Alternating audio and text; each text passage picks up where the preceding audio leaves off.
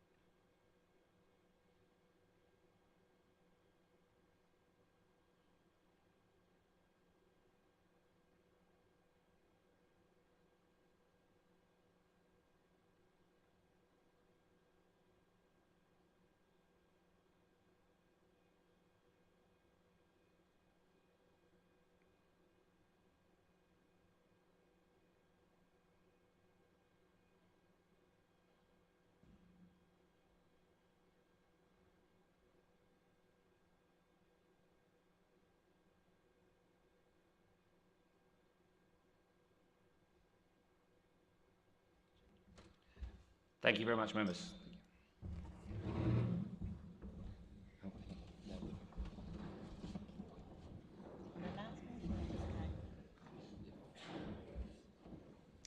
Should we just stand and pray?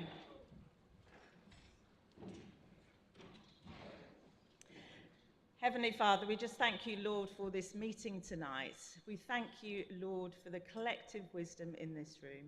And we thank you for the dedication of everybody who is here tonight. Lord, we pray that your Spirit is with us in this meeting, that we have your spirit of peace and unity in order to conduct the business of the day. And we give praise and thanks for you, for your generous provision, Lord, for the money that's come into this council for the levelling up. Lord, may that money be used for the good of our council and the good of the people in our community. And may we see your work be done through that money. And we also thank you, Lord, for the generosity of the volunteers, of all those that have been nominated for the Pride of Tendring Awards, and for all the work that they do. May your blessings be upon all of this work, Lord. In Jesus' name, amen.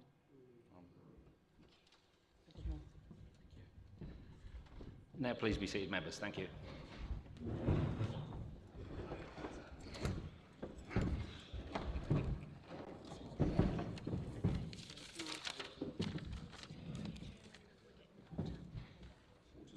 This is lovely. Thank you.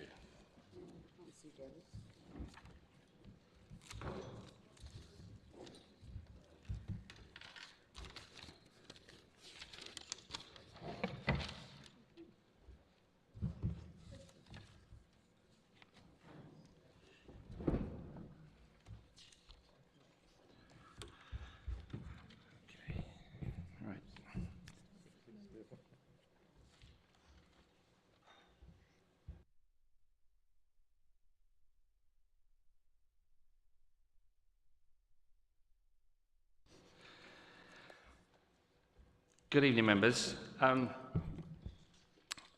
Okay, we'll move straight on to item number 1 on the agenda.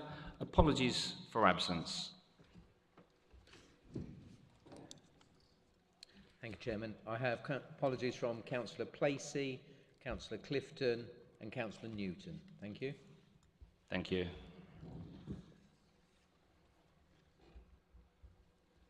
Councillor Stock. Councillor King also, Chairman. Thank you.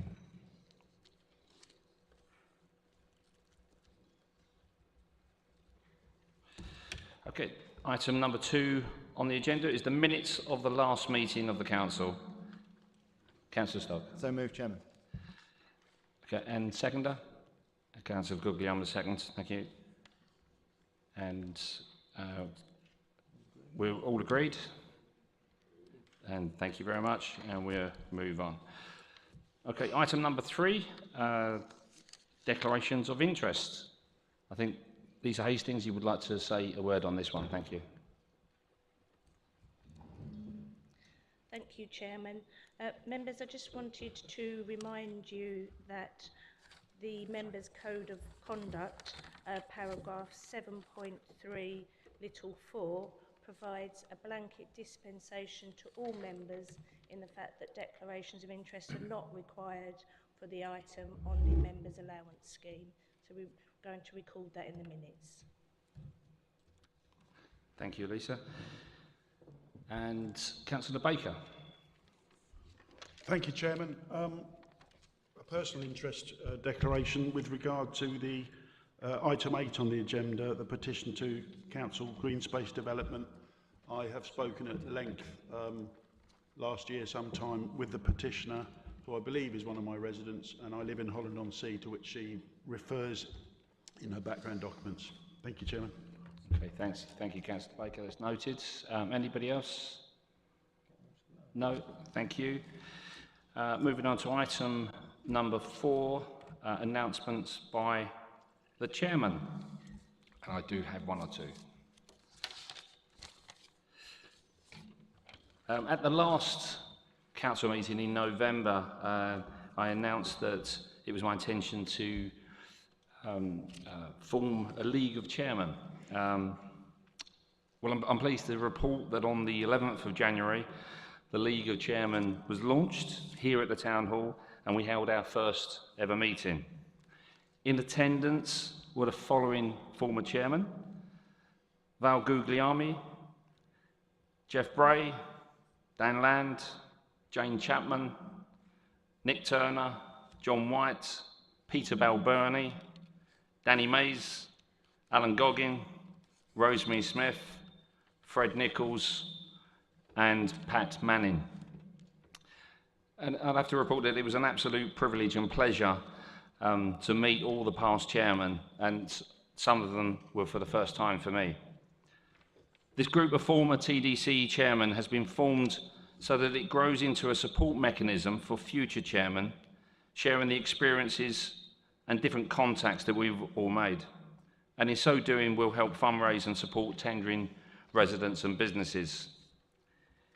Each past chairman was presented with a lapel badge, which I hope they will wear with pride. And it will be great to see how this group grows in future years. The Pride of Tendering takes place on Thursday, the 9th of February, and for me, it's one of the calendar highlights of the year. I'd like to thank all those that sent in nominations, and I hope as many members as possible will be present, as it gives us the opportunity to thank all those unsung heroes that do so much in our community. I'd also like to announce an upcoming Chairman's Boxing Charity Night. In support of one of my nominated charities, UK Homes for Heroes, we will be holding a black tie charity boxing night right here in the Prince's Theatre on Thursday, the 16th of March. It is being organised by the brilliant Seconds Out Boxing Club based in Clacton and run by a great guy called Gareth Bayford. UK Homes for Heroes help look after homeless veterans and support those needing help. And just recently over Christmas, they assisted a homeless veteran who had served 18 years in the British Army, living on the streets in Manningtree. UK Homes for Heroes put him into a hotel for 2 weeks, whilst a more permanent solution was found. We are still looking for sponsors for this event, auction prizes and businesses who would like to be involved in what we hope will be a great night and hopefully will become an annual event. I intend to send out more details in the near future. Last Thursday, I had the great honour of attending TDC's annual awards for employees here at Prince's Theatre, and it was the Tendering Stars Awards, a fantastic event, and it was brilliant to hear so much about some of the great people we have working here at Tendering District Council. And I'd like to give my special congratulations to Kieran Charles, Sport and Leisure Operations Manager, for picking up the Employee of the Year award. And finally, one upcoming event, which is this Friday, the 27th of January, a commemoration is being held at the Sunken Rose Garden, Clacton Seafront, to mark Holocaust Memorial Day. I will be joining members of our Jewish community paying respects, and I invite all members and residents to join us. Thank you. That concludes my announcements. Thank you. Item number 5 on the agenda is announcements by the Chief Executive. Okay, thank you. No announcements. And item number 6, statements by the Leader of the Council. Councillor Stock. Thank you, Chairman. Members will be already aware, Chairman, of the hugely exciting announcement made by Government last week that we, on behalf of Clacton, really, were successful in a bid for almost £20 million from the Levelling Up Fund. Our bid focused on plans for redevelopment of Carnarvon Terrace, currently made up of Carnarvon House and the Clacton Library building, two sites which are ageing of their time and certainly do not inspire a warm welcome to the town for visitors either arriving at the nearby railway station or following the A133 into the seafront. The vision, Chairman, is to replace these buildings with new modern facilities, visually welcoming as a gateway to Clacton.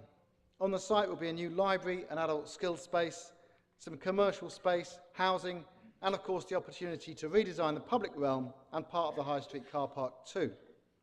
Now we have secured this funding, unless we miss the scale of this award, let's not forget this grant is more than our annual general fund revenue budget as a council. More detailed plans can be worked up. Some work is already underway with the demolition of Carnarvon House, which has been supported by a separate funding award.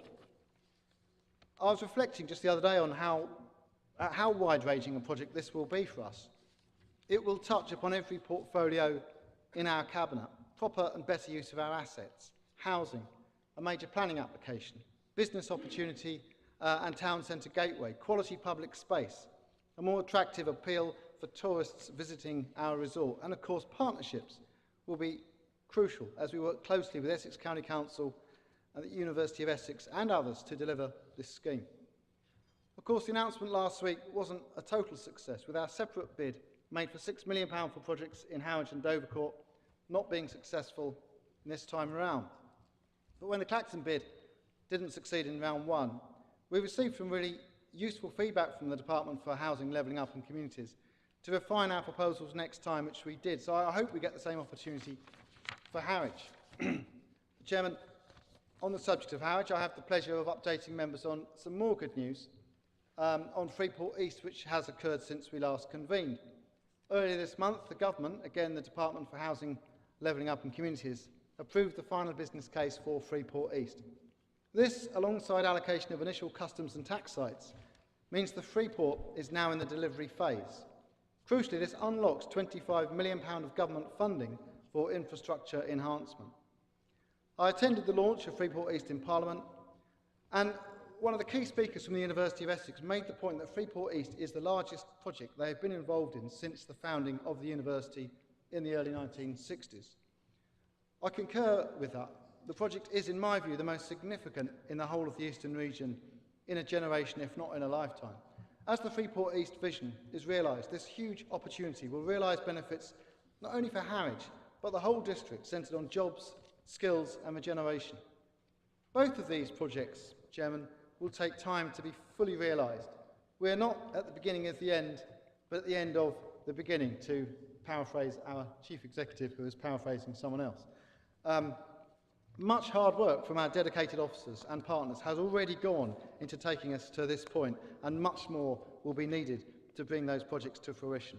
I expect that all members here, and future member, whoever sits in this chamber after the May elections, can see the opportunity and the benefits for tendering and will support these two major investments in our district. Thank you, Chairman. Thank you, Councillor Stock. That's really exciting news for the district. Councillor Henderson. Thank you, Chairman. And can I add my congratulations to the officers for achieving a successful bid for Clacton. Also, unfortunately, we were unsuccessful for the Harwich bid. And I'd ask the leader, does he agree with me that this situation where councils up and down the country have to keep repeatedly going to the government with a begging bowl to achieve funds which they prove they desperately need, only to be told once they prove they need them, are then turned down to say they don't need them and they're not going to get those funds, which just demoralises areas, raises expectations, and then lowers them once they get the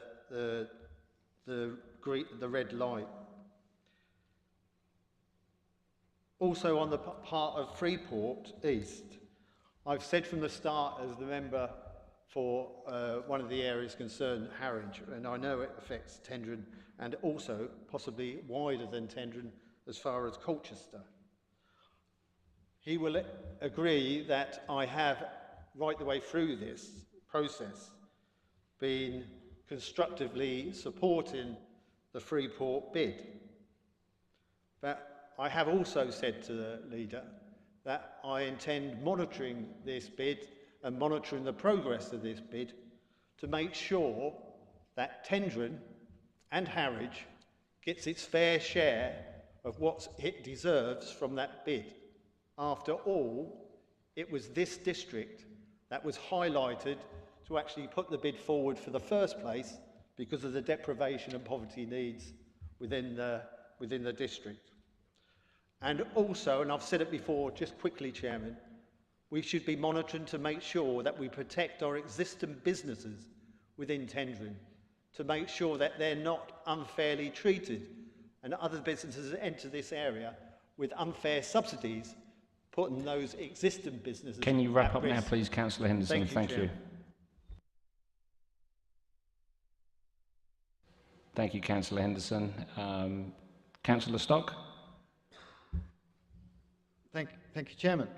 Yeah, in a nutshell, I can answer yes to Councillor Henderson pretty much on all points. On the first point about should local authorities have to go cap in hand to central government to ask for money and to justify it, and then to maybe get turned down like we were with Clacton the first time, like we have been with the Dovercourt project this time. I absolutely couldn't agree more. As delighted as I am that we got the 20 million quid, we really shouldn't be having to go begging for it and having to make these cases, because when you get turned down, you've raised expectations, as Ivan put incredibly well, you've raised expectations, you've got people's hopes up, and then they come crashing back down again, and that's residents living in the area, businesses in a wider patch, us as members, you know, who've got our hopes up, and all our officers who've worked their socks off to put together a really coherent, sensible proposal, and then they're thinking, well, am I just, you know, was it not good enough? Are we not good enough for what we're doing here? That isn't the case the vast amount of time. It's just you're out of favour and someone else is more favourable. We shouldn't be having to beg like that. We have the most centralised form of government in this country, in the whole of the Western world. No country in the Western world is more centralised.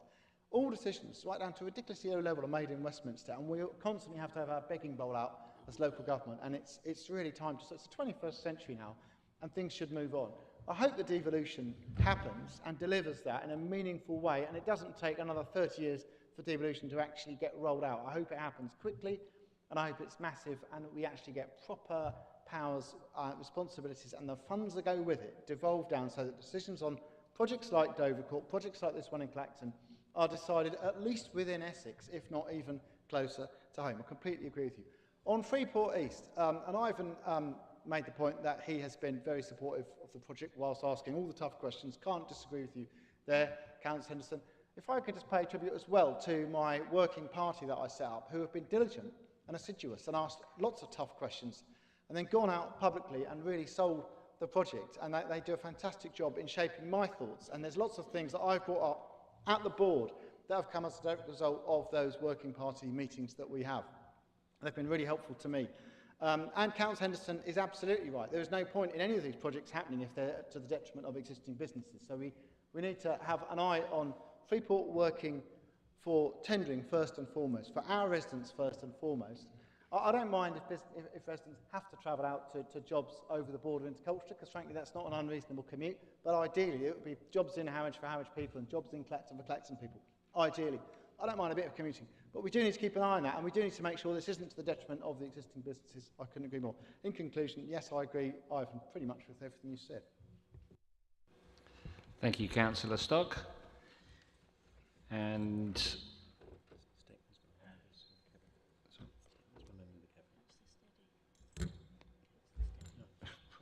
sorry, Councillor Steady, I believe you want to speak. Thank you. Yes, thanks, Chair. Yes, thanks, Chair. Just like to say, well done to everybody involved in the bids. It's really good. Just a thought off the cuff. Is there any funding which has already been put into the areas you just mentioned, like Carnarvon House? Is there any council funding for upkeep or whatever, which will now be superseded by the grants, what we've got? And wouldn't it be wonderful if there was, and we could probably use that funding to good effect in the rest of Tenbury? Thank you, Councillor Steady. Councillor Stock? That's a very clever question, Chairman. Yeah, I think I know what you're saying. Are we going to be saving money, say, in terms of the ongoing maintenance of the buildings that we could redeploy elsewhere? I think I'd have to look into that. Off the top of my head, I'm guessing what the answer might be to that, but I would have to go and speak to my officers to get a definitive yeah. The Chief Executive's shaking his head vigorously, but he does that all the time whenever I ask for money for anything. So I will ask the question, Councillor Steady. I think that's all I can do at this stage. It's a great question. I know exactly where you come from. Thank you. Thank you, Councillor Stock. If there's no more, then I'm going to move on to item number 7, statements by members of the Cabinet. Councillor Talbot. Thank you, Chairman. I'd like to make what is now the 12th statement to Council on our progress with climate change. Good evening, all. There is a value in reminding ourselves of the actual calendar dealing with climate change matters for TDC.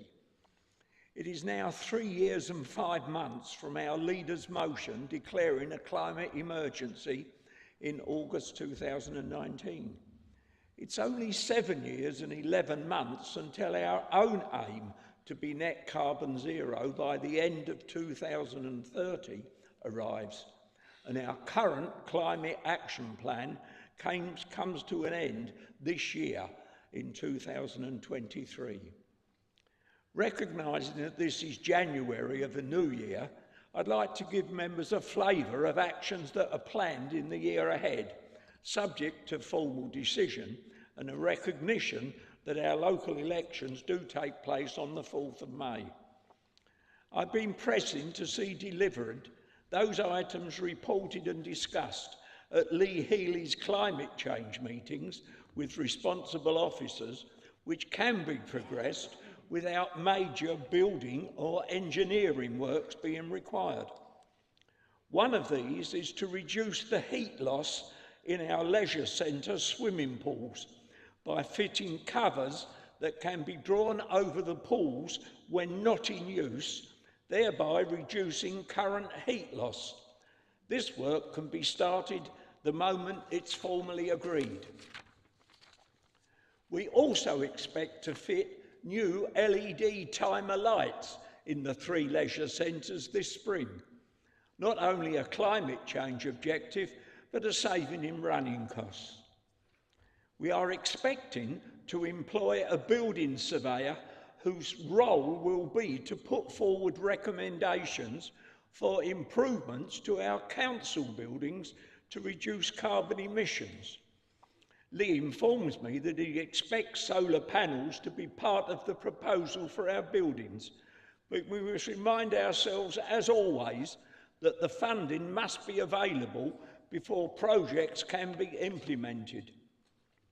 As we reach procurement milestones for electricity during 2030, the Council will continue to ensure that electricity used across our various sites is delivered from carbon neutral sources.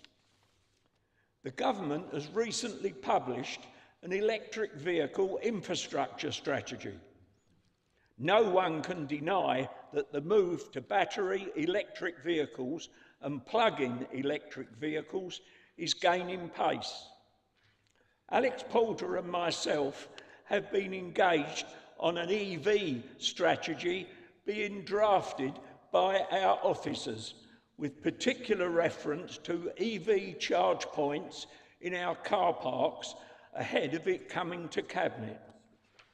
James Hill, who deals, among other things, with the vehicles and motorised equipment we use, says any alternative to petrol or diesel-fuelled vehicles is considered, but currently the market is very thin and very pricey.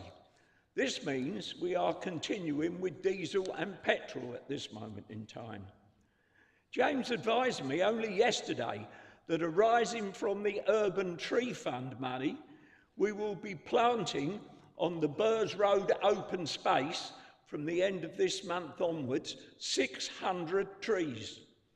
On the Jubilee Field at Parkston, 60 trees, due to start really, may even be underway now. It's a very current proposal. And Lotus Way, Jaywick, there's 100 trees. We haven't had discussions about a start date other than to be able to say we expect it to be soon. For the sake of the record, by the way, we will publish, when available, the carbon emissions data for TDC and our council. As I said when I began this report, the Climate Change Action Plan, drawn up by Tim Clark and Alan Coley's Working Party, ends this year, so a new plan must be developed to run from 2004 onwards. Expect more on this later. I'm still having no success in meeting with Essex County Council as our highways authorities to speak about our special highway needs for electric vehicle charging points as a tourist destination. We need these sited on the highways close to the beach areas. The last date given for us to meet was the 14th of December, but unfortunately this was cancelled due to sickness at the county end. That's my report, colleagues. Thank you for listening. Thank you very much, Councillor Talbot. And we have a Councillor Bush. Thank you, Chairman, and thank you, Councillor Talbot, for quite an impressive sort of schedule of ambitions in the existing plan. 2 points actually I'd like to raise. This subject is very close to my heart. I spent most of my life involved in the energy and services business. Now, the leisure centre, the scheme that we're looking at to cover the pool, great. To reduce the heat losses through the pool itself, and LED lighting. Again, totally support that in its principle. What I would like to see is what is the payback and efficiency and what we work to capital cost against the payback of such schemes to actually present some viability that we could buy into and promote. Because at the moment it's great, it's all fluffy on the top. It'd be good to see stuff with a bit of substance to actually see what that really means in terms of savings to this district, its carbon reduction, so we can look at perhaps potential other schemes on the basis of that return of investment. Thank you.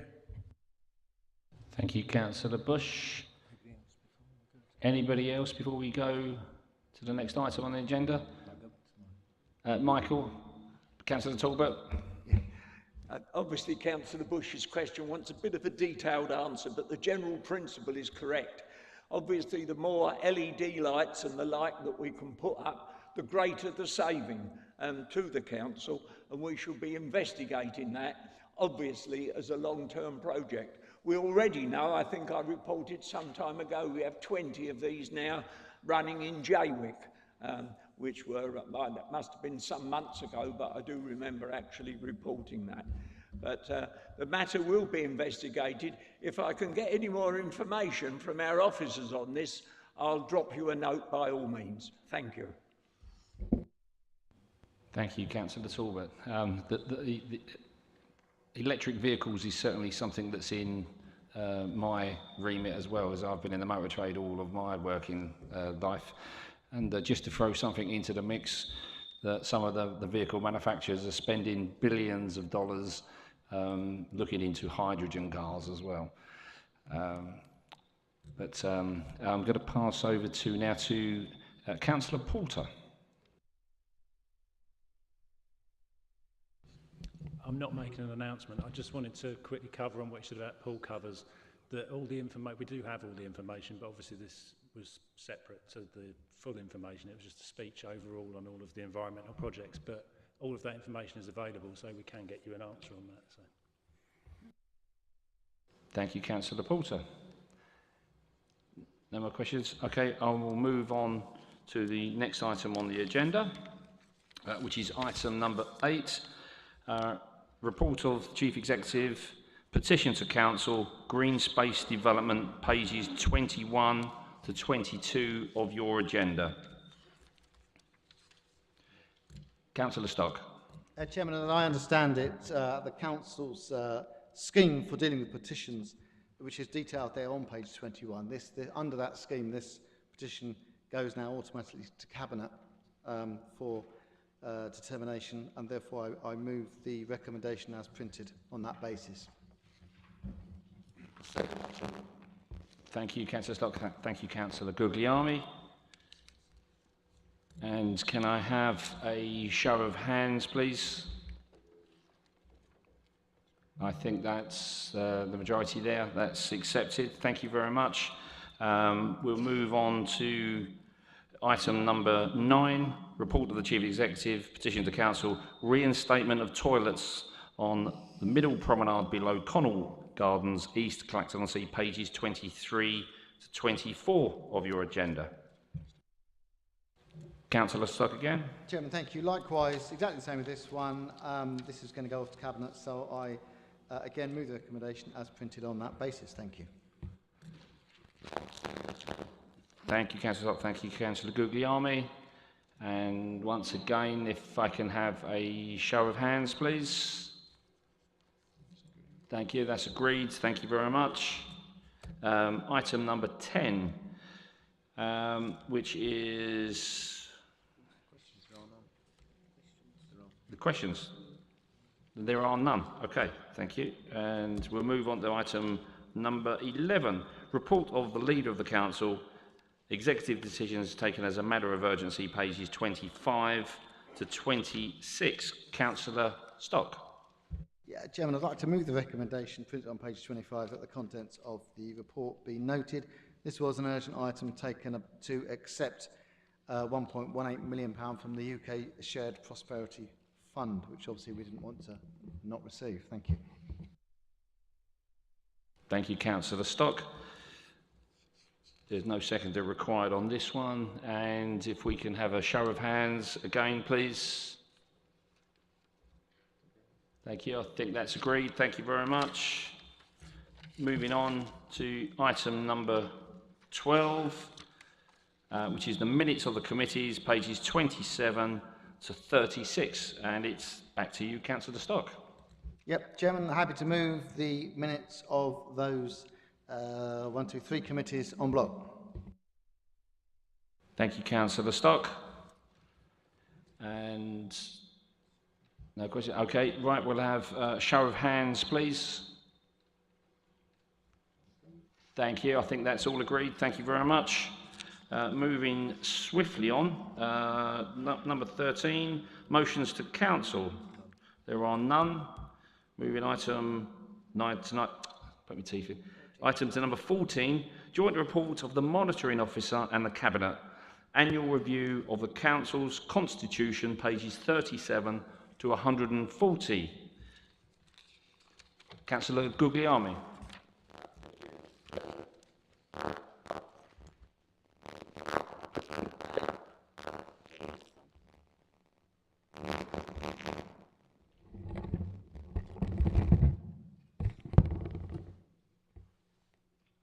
Is that better? Yeah. Yeah, I'm very pleased to present to Council the work of the Constitution Review Working Party. As it has been now the established custom since 2013, the Constitution is reviewed on a yearly basis, And I'll take this opportunity to thank all those members of the party which given up their time and some very constructive discussions. And I would like to move the recommendation, Chairman, on page 37 and 38. If there's any questions on that, I'll be delighted to answer them. Thank you. Thank you, Councillor Guglielmi. Councillor Turner. Thank you, Chairman. Custom and practice, I'm looking at B. I'm quite happy with the rest of it, it's just B. On the second item, A, B, little b, I'm talking to, and that's the only part of this motion I'm talking to. Custom and practice has allowed us to ask and raise questions re our minutes. It makes for, it might make it comfortable for the Politburo, but it isn't good for democracy by refusing to allow us to address the minutes. It is a safety valve. I believe we, sorry, I have to put my reading glass maybe a little bit closer, I do apologise. I believe we lose, or win, lose or draw, you should be able to leave a meeting without resentment, or say at least you've tried. But this will leave a poor taste in many mouths if it's agreed to. Local tweaks to the Constitution, law of the land and updating, I understand, but the Constitution is how we govern ourselves and how this council is governed. And being ignorant of the law is no excuse. As a longest serving member, I no longer understand it. I can no longer work my way around it. I have to have turned myself into a barrack room lawyer. And that is not good. This will kill committee work. I've seen it done elsewhere. I've seen it happen elsewhere when they resorted to minutes being just resolves. First will come annoyance, then apathy, then disengagement. Any committee that matters is vibrant, works well, and is well attended. Little b works against that. As we can, therefore, I'm very reluctant, as I cannot separate this out from the rest of the motion, I shall be voting against it. Thank you, Chairman. Thank you, Councillor Turner. And I'm going to go to Councillor Stock. Chairman, I wasn't going to speak to this item. The Constitution changes have gone through the Working Party, which I don't sit on, but I hear good things about. It's a cross-party group, and they really get into the nuts and bolts of the Constitution, and have come up with these changes for quite some number of years now. Actually, they've been working, and then their recommendation goes via the portfolio holder to Cabinet, and again is discussed in a public meeting, and we thrash it out in Cabinet, and then it comes to Council. B, I think Councillor Turner, with the greatest respect to Councillor Turner, is slightly misunderstanding that. That isn't changing the Constitution, that is simply noting and agreeing with, to be fair, the monitoring officer's firmly reiterated advice, which was in the previous report I remember seeing, that stated that it was wrong for the minutes to be kind of misused because of the Local Government Act 1972 requiring due notice be given of matters being discussed at a meeting, and it could be seen as a way of circumventing the legislation and therefore could put the council in breach. And it is, after all, the monitoring officer's duty. That's her fundamental duty as the monitoring officer, is to make sure we don't make decisions that are illegal, basically do things that are illegal. When we tried to get the minutes removed, and that was defeated by council, and I think everyone accepts that isn't the will of council to remove the minutes. So the minutes of committees, and we just had them, do get still reported to full council. I did offer then that perhaps we should have some sort of open forum question time type thing, a bit like PMQs in Westminster, but far more dignified, obviously, where all members could ask members of the Cabinet and indeed committee chairmen questions on anything to do with their portfolio or their committee without notice, subject to the Local Government Act rules being complied with. And that offer still stands as far as I'm concerned. I don't mind, bringing that in. There's nothing to hide in these constitutional changes. There's not any attempt here in these constitutional changes, as I see it, to hide things away or to make things more secretive in any way, shape or form. There was just a note there that the monitoring officer has given some firmly stated advice, and it's being repeated in the recommendation. That actually doesn't form part of the constitutional changes, so whether we like her advice or agree with her advice is her advice, and it will still be her advice even if we were to, for example, remove it from there. But on a wider thing, as I say, I'm quite happy that the Working Party, if it wants to look at the concept of how it could introduce some sort of public questioning scheme, or a questioning scheme by members to me as the leader, or whoever the leader is going forward, and whoever the cabinet members are, and indeed committee chairman. I think that might be a way of sort of resolving this unease. I'm quite happy, and I think that would be a better way of doing it, rather than people trying to sort of sneak a question in on the back of minutes, which technically isn't the right way of doing it. Thank you, Chairman. Thank you, Councillor Stock. Councillor Baker. Thank you very much, Chairman. I'm sorry, Councillor Turner, but I don't agree with your interpretation of it. It's to endorse the advice. I'm sure that if a question went off topic, the monitoring officer would be nudging the chairman, whoever that may be, and saying, this needs to be stopped. The chairman will then stop it, and I just think that needs to be in there. Having been on the Constitution Working Party for the first time ever, and I said this at Cabinet, I actually enjoyed it because we could have I can almost say a grown-up conversation. Councillor Guglielmi let everybody have their say, and there was a frank and good discussion on lots of things, and certain things have been put in that have been suggested not from the administration side, but from this side, and I commend it. I think it's good. The changes are right. There's more to come, obviously, because we had a meeting yesterday, and our group will be supporting the recommendations. Thank you. Thank you, Councillor Baker. No more points. Oh, sorry, Councillor Guglielmi.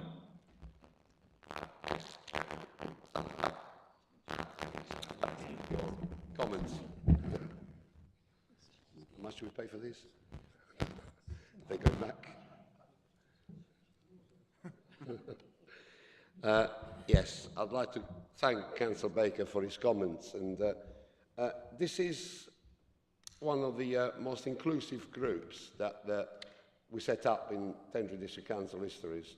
I've still got the email that Councillor Henderson sent me back in 2013 to how much she agreed with the principle that was behind that, and it is a way to include as much of everyone that has to work with a constitution as possible in a constructive way. I think Councillor Baker spot on. I've bent over backward to accommodate everyone. There are some discussions about a lot of things. There are some challenges, and we've managed so far to work through those in a really, really good and united way. So I'm delighted that I hope that as many of you will support the work that's been done, and I do commend it to Council, Mr. Chairman. Thank you.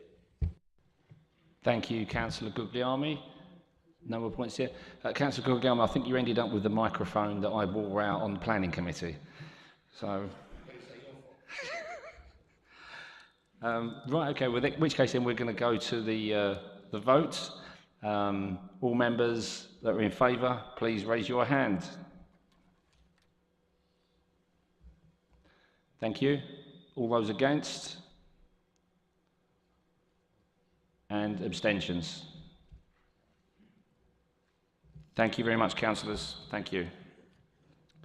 Moving on to item number 15, submitted reports to the Council by the Overview and Scrutiny Committee.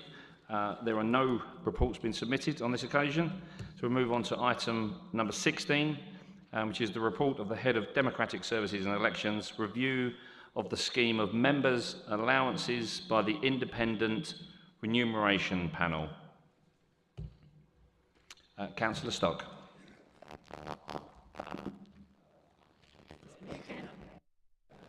I can't believe I fell for that. Sorry, Chairman. Hopefully everyone's got this piece of paper with an amended recommendation that I'm moving. And if they have, I'll move it, and I'll get a seconder, and then I'll speak to it, Chairman. So I move it as written. Thank you, Councillor Stock. Councillor Stevenson.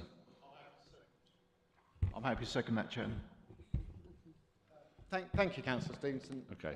Is it all right if I carry on, Councillor Stock? Thank I just want to say, I thought it was an excellent report from the Independent Remuneration Panel, and I haven't always said that about the Independent Remuneration Panel, but the Independent Remuneration Panel did a really detailed and thorough piece of work, and I think they should be applauded, because we all know what we do and what we don't do, the work we put in, the work other people put in, but the IRP come in, and realistically, it must be very difficult for a group of people to come into a council and to really get underneath what it is to be a councillor, whether you're a backbencher, whether you're on licensing or planning, whether you're the chairman, you're the leader, you're a group leader, you're sitting on some outside body. Because what we do is, it varies, doesn't it? So much between different members. It's very difficult to pin it down. So you're never going to get a perfect scenario. There's various things in there. One of the things that I'll just address head on is the 7% rise backdated to last year. And that's because, if you remember, we had agreed to index link our annual rises in line with the local government pay award. And of course, last year the local government pay award was a bit unusual in that they didn't go for a flat percentage. They went for they didn't go for a percentage across the board. They went for a flat rate of something like £1,900 per person, which obviously was a higher percentage for some people than it was for others. However, Unison, who negotiated that and agreed to that deal, the union, equated that to 7%. So the IRP have accepted that, and they've gone with 7%, which is what we would have been due to have last year. So it isn't really backdated, it's just sort of catching up to where we should have been. And that is obviously, as local government officers I'm sure are well aware, is still several percentage points behind the rate of inflation, which is about 11% at the moment. And they came up with, and the reason I've moved an amendment is because the recommendation as printed asked us to make a determination as council in respect of outside bodies and categorisation. So I've done that, and I think it's fairly clear in the printed agenda what I've done. I'm fully supporting the Independent Remuneration Panel's recommendations. I'm fully supporting their thinking and their methodology. There's bits of it, obviously, that would have all had different views on some individual little bits of it, but I think overall, this is about setting up council allowances for the next council for the next 4 years, whether none of us are on that council or all of us are on that council, or probably more likely some of us are and some of us aren't. Anyone wanting to stand for election in May this year, anyone, for any political party or no political party, will be able to look on the council's website and see what the allowances are and take a view on it. Some people can afford to do it for nothing. Some people will be looking to give up a job or give up a part-time job and actually give up money to be a councillor. Some people will want the money to reimburse them for what they're doing. And I just think it's best that we have an open and transparent thing. Well, the mistake we made last year, going back to the beginning of this municipal cycle, was the first decision, practically, that this new council voted on was our own allowances, and it just didn't sit right. So, and I made some mistakes there, and I put my hand up to it at the time, and hopefully now we've changed the constitution, and we won't be making those mistakes. I won't be making those mistakes again. So I'm happy to move this as printed, Chairman. I'll take any questions if anyone wants to, but otherwise I think it's fairly straightforward. Thank you, Councillor Stock. Any questions? Councillor Henderson. Thank you, Chairman. And I speak on behalf of my Labour group when we say we support these recommendations, because we always said that we would stand by any recommendation that the Independent Remuneration Panel made, and we wouldn't go outside of that. The only time we did go outside of that is when the party opposite at the last occasion actually went outside the recommendation and increased allowances even more, and we, on our side of the Labour group, didn't take that allowance at that increase at that time. But we do support this time because, like I said, it's within the recommendations of the panel. I've got one reservation just quickly on this, and I hope the leader will support me on this. On page 13, it says about a third responsibility allowance. It says it is important to preserve the capacity of councillors to undertake their ward-related activities with resident casework. Under this expectation, a councillor otherwise eligible for more than 2 special responsibility allowances should not normally take that further allowance. However, if they make a specific case and lodge this with the council's chief executive, who may seek the views of the Independent Remuneration Panel, that further allowance may be paid with the approval of the chief executive. I would ask members opposite, including the leader, that we don't put that onus on the Chief Executive. I would urge members opposite, if a member wants to apply for a third responsibility allowance on top of the two they've already got, that is referred back. That situation should be referred back to the Independent Remuneration Panel for them to make comments that will then be brought back to this council for us to decide if members do deserve to have free allowances, special responsibility allowances. And I would urge the leader, when he responds to that, to actually back that up and protect our Chief Executive from not having to make those decisions, especially when he's going to be working so closely with Cabinet members and leaders in the future. It does put him in a very very uncomfortable position. Thank you, Chairman. Thank you, Councillor Henderson. Councillor Stock? I'd say that's quite reasonable, actually, and I think that's quite a good idea. And subject to my second, I'm quite happy to take that. It's a good idea. Thank you. Thank you, Councillor Stock. Thank you, Councillor Stevenson. Just for the record, I'm happy with that as well, Chairman. Thank you. Thank you, Councillor Stevenson. Okay, and no more. Councillor Baker. Thank you, Chairman. I'm very grateful for Councillor Stock for putting this extra bit in, because I know how hard our members on that particular committee work and how much work they have got to do. And I'm grateful to him to making sure that they are recognised with this amendment, and I fully support it. Thank you. Okay, thank you, Councillor Baker. If there's no more, I will go to the votes. And if we can have a show of hands, please. All those in favour? I think that's carried. Thank you very much. For the record, any against? No abstentions. Okay, thank you.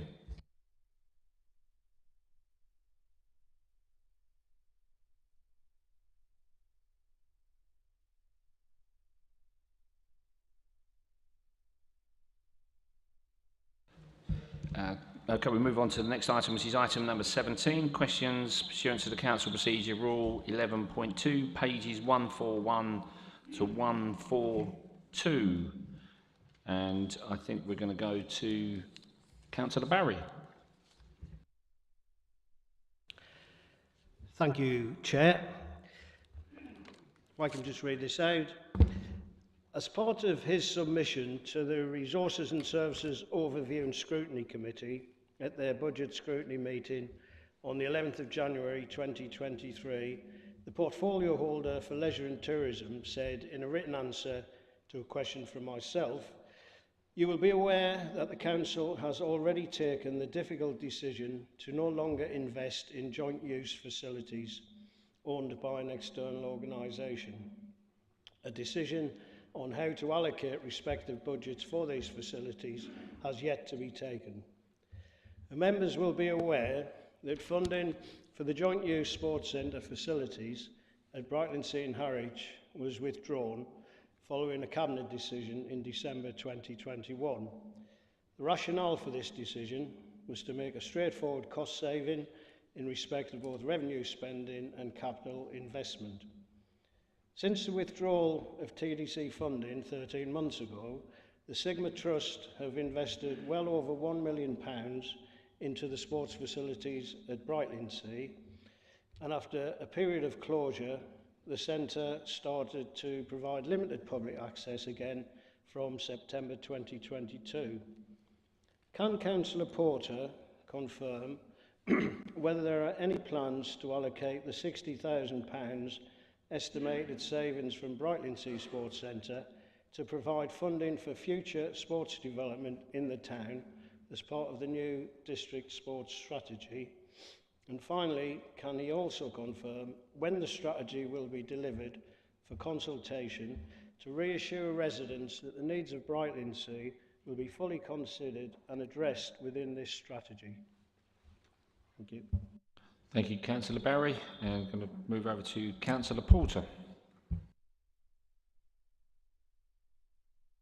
That's it.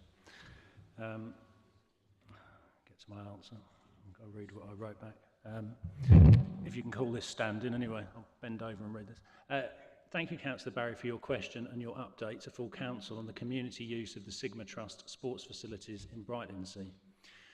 It is excellent news that the Sigma Trust have invested so heavily in their own facilities and continue to provide public access, which is what they said they would do when the joint agreements would come to an end. When the sports strategy comes forward in the summer, it will consider the needs of the whole district, including Brightlingsea. As part of our support of the Sigma Trust facilities in Brightlingsea and Harwich, from last July we allocated £25,000 to support the set-up of sports groups. I am pleased to let you know that a further new grant scheme to support increasing levels of physical activity in the district is due to be brought forward shortly. This is being funded through the UK Shared Prosperity Fund and will be eligible to local clubs, organisations around the district.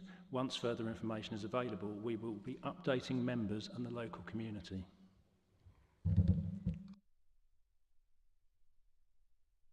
Thank you, Councillor Porter. Councillor Barry. Thank you, Councillor Porter, for that answer. And I understand that there can't be any commitment for funding if there isn't a strategy to underpin that, and disappointed that the strategy is still not delivered and isn't going to be with us till summer. But my supplementary question is how much of the £25,000 that was allocated by this council to support the transition has been spent either in Harwich or in Brightlingsea, and what has it been spent on? Thank you. Thank you, Councillor Barry. Just to clarify, that's not a new question. That is, you should be clarifying a point from the answer from Councillor Porter. I've got to go over to Councillor Porter if you wish to answer. Thank you. Yeah, I think we were just discussing that probably was not a clarification question, but obviously, you know, we've done some fantastic things in this administration, including the new £600,000 worth of funding for the 3G pitch in Clacton, which has just started being built this week, and lots of refurbishment in Clacton.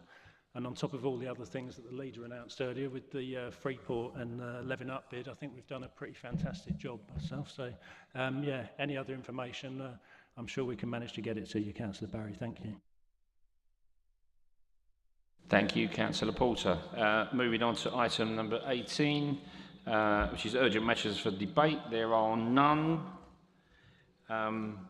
which almost concludes the end. So we've got the date of the next scheduled meeting of the Council is the Tuesday, the 14th of February. So remember to bring your red roses with you on that day. I'd like to confirm that I formally close this meeting. Thank you for this evening, and see you next time. Thank you. Members, please be upstanding.